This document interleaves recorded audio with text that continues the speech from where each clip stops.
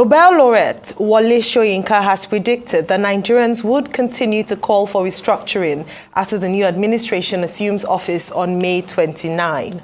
Soyinka stated that the government of President-elect Bola Ahmed Tinubu must renew its focus on the persistent calls for restructuring the Nigerian Federation in order to avoid serious difficulties with its programs and policies.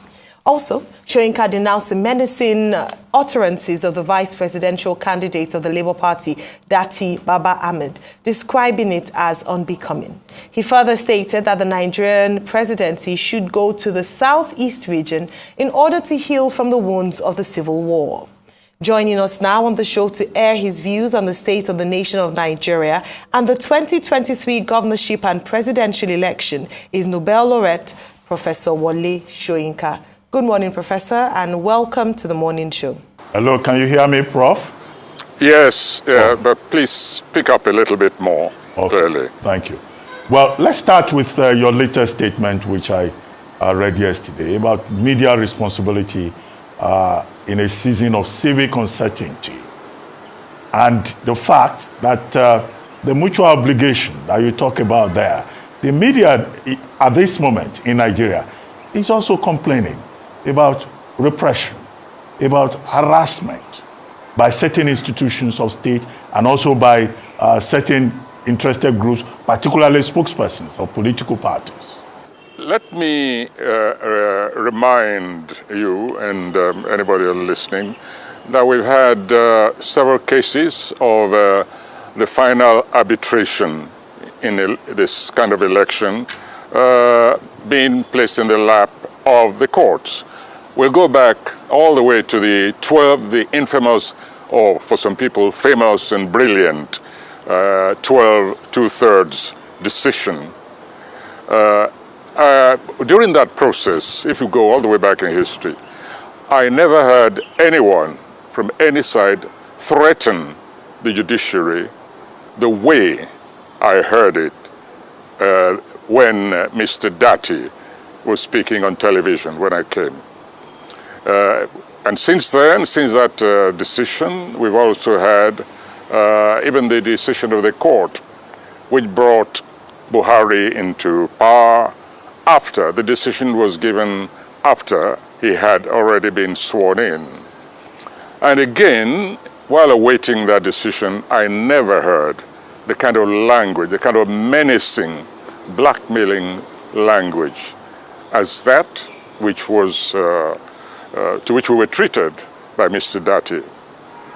And that kind of attitude and that kind of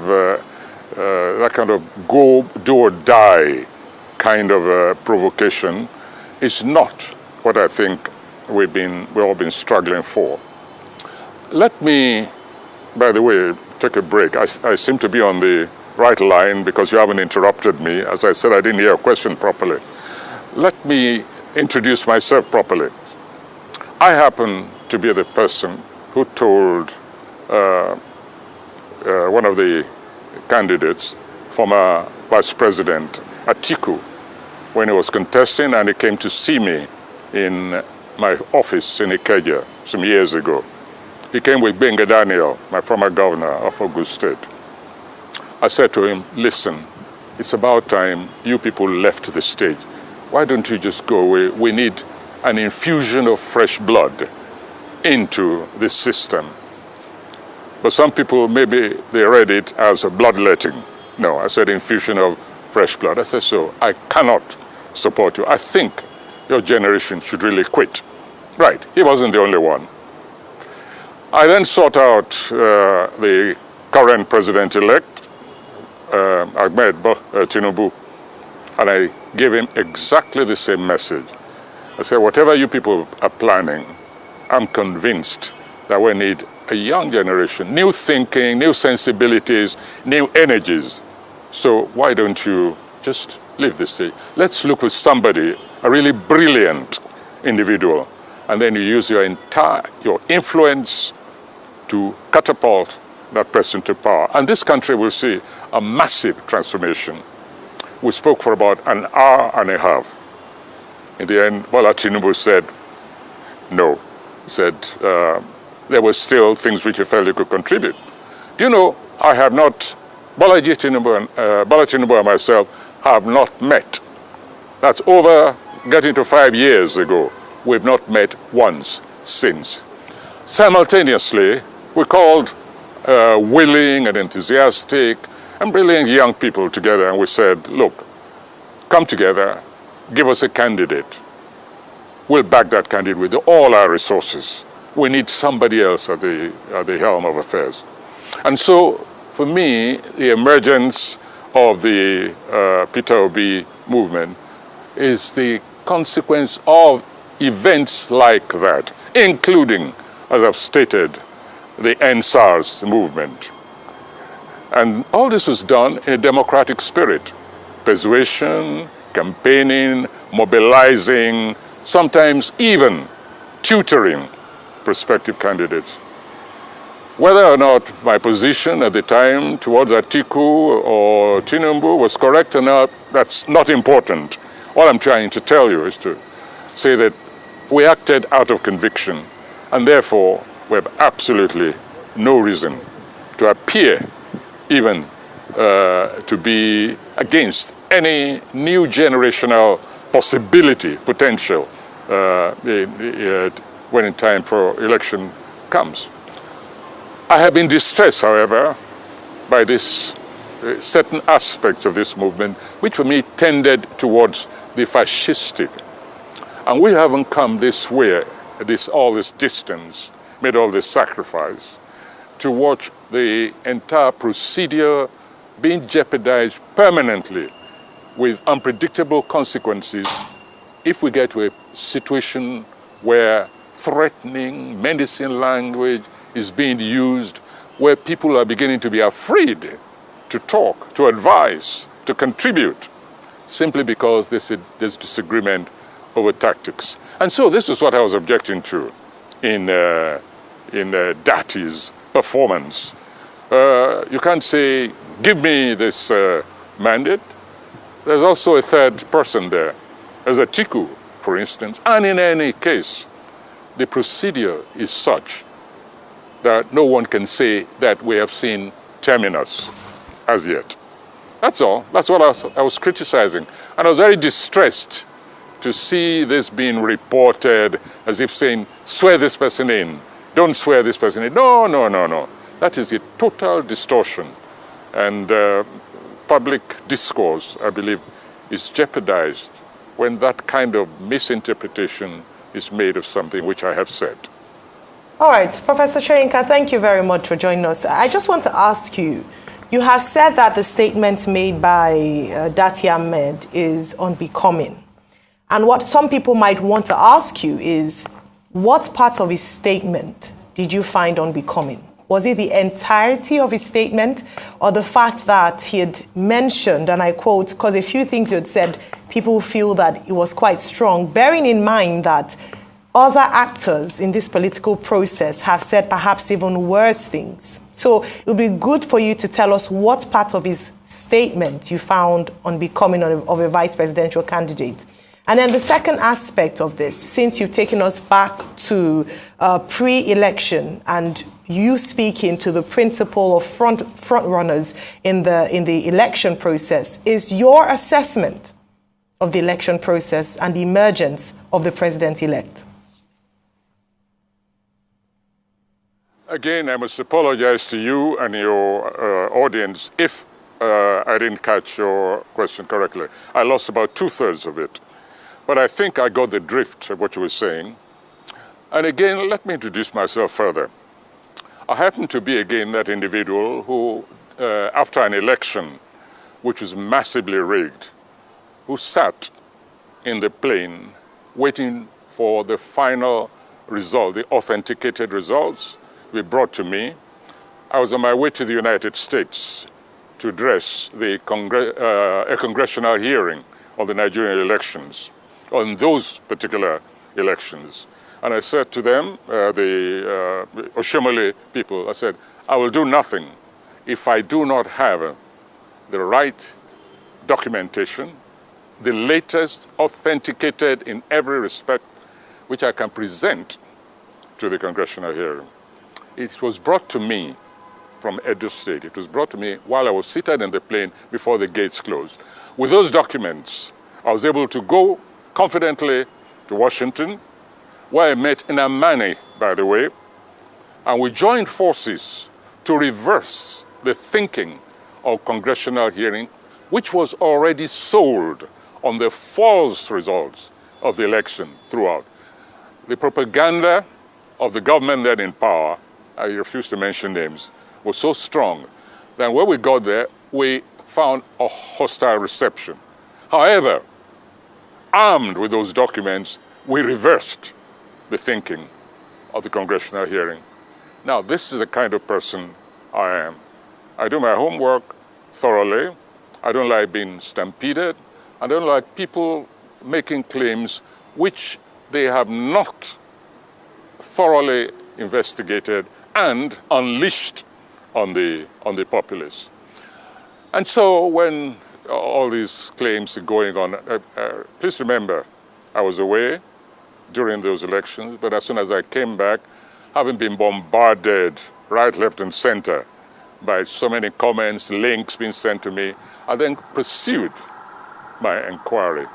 And my statement when I did that interview was this, that it's not yet time.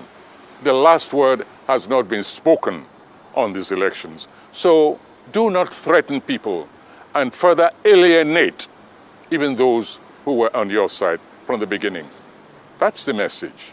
So when I use the example of Donald Trump, look at him now, a common felon who not only wanted to disrupt the entire system, to reimpose himself on the people, but went further and stormed the Capitol, resulting in some deaths, said, don't use language of incitement, which leads to that kind of result. And I don't care who doesn't want to hear it.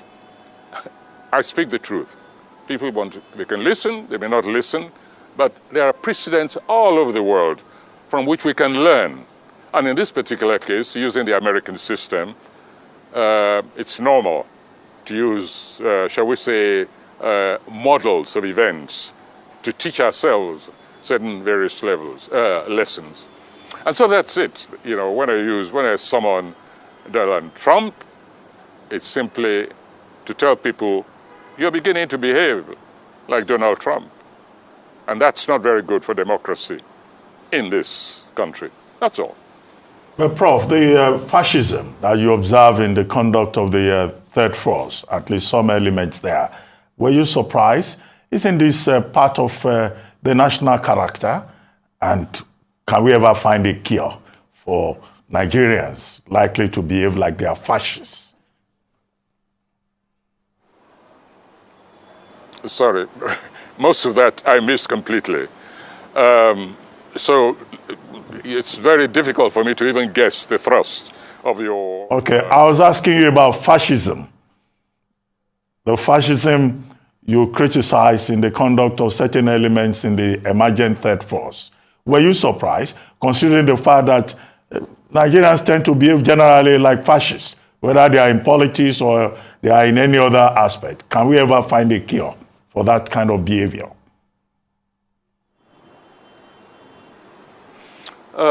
Any other action? Please understand me. Civil action is always justifiable. In any situation of discontent, civil action is always possible. But then we also must be very guarded in our statement, the nature of civil action. If you say we're in a revolutionary state and we need a revolution, if you like, a kind of show or a revolution now, then I understand your language. A particular direction has been plotted. But if we are not in a revolutionary state, if everyone is still observing the procedural aspects of an election, a democratic election, and we're waiting for results, then for heaven's sake, let us complete that process. Don't ask another elected person, whether it's a president or INEC or the ombudsman, if we have it, don't ask them to act unconstitutionally. And don't, above all, don't threaten. Don't use the language of menace. I also want to use this opportunity, I hope you don't mind, to warn your audience, please beware of fake news. A lot of damage is being done by the propagation of fake news. Even as recently as a few days ago, some garbage, some verbiage, some nauseating, praise-singing tract, which we've seen so many times before, has been resurrected and attributed to Wole Soyinka. It makes me sick, and it makes me just want to opt out. I mean, I do not see why this issue, this problem, cannot be solved. If people want to be praise singers, let them please do it in their own and their father's names and leave Soyinka out of it. In fact, things have reached a state, I'm going to go further. You permit me. I want to use this opportunity now to announce a reward. I'm not a rich man, but I'm going to announce a reward. I've looked at my accounts, and I can afford $1,000. $1,000 to anyone who can finger successfully the author of some of the tracts which have been attributed to me over the past 6 months, which we have repudiated again, and again. Yet comes out. Other people come out, they say, no. Wole Soyinka never said this. But no, there are those who want to believe it and those who think they're having some traction. So there it is. Permit me to use you as my advertising board. $1,000. I will even go further and try and raise additional funds for anyone who can please relieve us of this incubus of false attribution of fake news. I'm sorry if I've diverged from whatever you asked, but I didn't hear most of it. In any case, all this is involved in the theme which we're addressing this morning. Absolutely. I'd like to go back to my question because I wanted to ask you, in the spirit of debunking fake news, which part of Datti Ahmed's statement did you find unbecoming? Was it the entirety of the statement, of his statement, or a portion of that statement, and which part of it?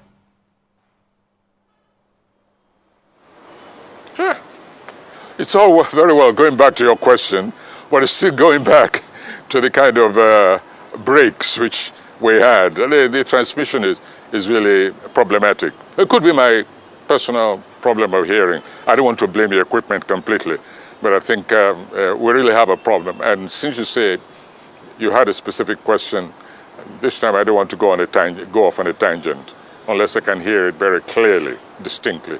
Okay. All right. I'll repeat the question, and I'll just, if the audience would permit for me to pick the word so you can make it out clearly.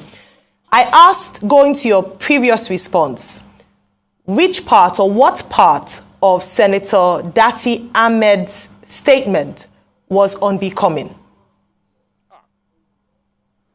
Okay. Nearly the totality. Listen, the interviewer asked him several times. He said, what will you do if the Supreme Court judgment is against you? If the interpretation which you are offering about the constitutional aspect of this election, if it is against that of the Supreme Court and they find against you. And he kept saying, no, it's not even open to analysis. The word says and it's very clear. And the Supreme Court, in its wisdom, had better give this, in other words, his interpretation. I mean, this is trying to dictate to the supreme arbiter of the nation. Whatever you think of the Supreme Court, it is an institution we all revert to sooner or later. If not today, then tomorrow. If not about this election, maybe about the next election. But Datti kept saying, no, the Supreme Court has got, in its wisdom, to agree with me. That is what is known as fascistic language. It is not acceptable. And for me, it alienates people. It alienates even supporters. I know this for a fact. People come to me, you know how I relate to young people. I relate to those who have found certain problems with the spokespeople of this particular movement. I'm not interested in the other ones. Everybody knows the other movements. But there's a new boy on the block, as the expression stays. And many of us have been waiting for that new kid on the block. And so we have a stake in it. And wherever it seems to be going wrong, we're going to tell the truth to that new kid. And the supporters who also say they have allied thinking with us, that's all. But go and watch that tape all over again. Introduce that tape to any kind of neutral jury, members of whom don't even know anything about the Nigerian situation. Talk about body language, talk about vocal language, talk about the actual text of Datti's pronouncement. This is intimidation, and it's not acceptable. I refuse to be part of that kind of language. But Prof, you referred recently again to restructuring. What kind of restructuring would you like to see? What kind of what, sorry? Restructuring of Nigeria would you like to see?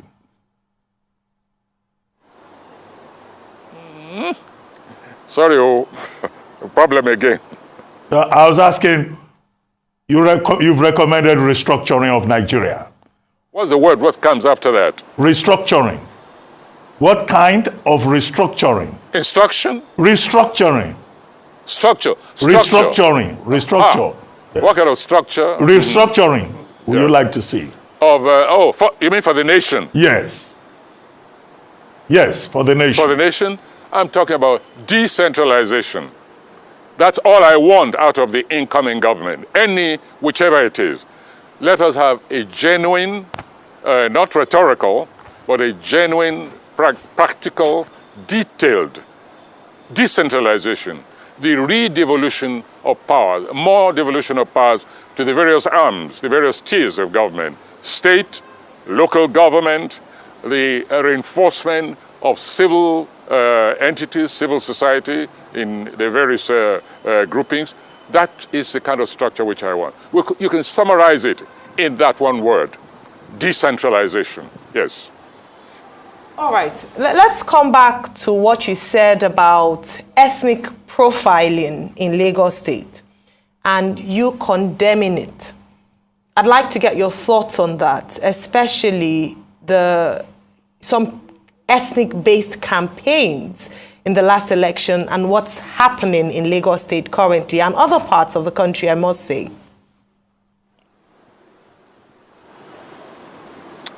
In the other election, what's happening? We have a technological problem. So I talk just ethnic profiling, ethnic bigotry. What part? Ethnic bigotry. Sorry. So you've condemned what happened in Lagos State, and I mentioned it also happened in other it's parts. Interesting. Yes. Well, I think what you ask is what happened during the election. And remember, I'm relying both on reports and written, the newspapers, the media. I'm relying on the links which were sent to me. Something happened during the election, especially the governorship election, which for me was most distasteful and distressing. And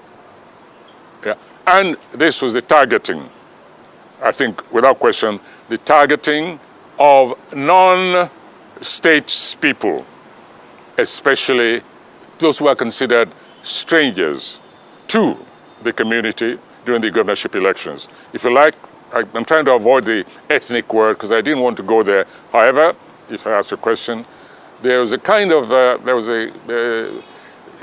was a real targeting of certain sections of Lagos where the Igbo population was prominent. And I think that was disgraceful and deserved to be condemned by every serious thinking person. I hope that relates to what you asked, because all I heard was happening, then I heard election, didn't you like, or whatever. Sorry, best I can do. Okay, Prof, let me ask you about President Muhammadu Buhari. What would be your assessment? If you were to rate him, what would be your score?